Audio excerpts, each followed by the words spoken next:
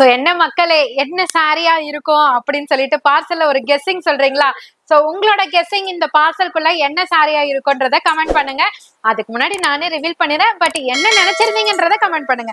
நான் வேர் பண்ணிருக்கேன் பாத்தீங்களா, இந்த ஆரணி பட்டு சில்க் சாரி தான் இப்ப இந்த பார்சல்குள்ள ஒளிஞ்சிருக்கு. சோ இங்கேயே தெரியுது பாதி, இருந்தாலும் கலர்ஸும் காமிக்கிறேன். சோ யார் யாரெல்லாம் இந்த ஆரணி பட்டுக்காக ஈகரா வெயிட் பண்ணிட்டு இருந்தீங்களோ உங்களுக்கான அரைவல் தாங்க. பார்சல் மேல பார்சல் வந்திருக்கு. சோ கலர் சார்ட்லாம் சூப்பரா இருக்கு.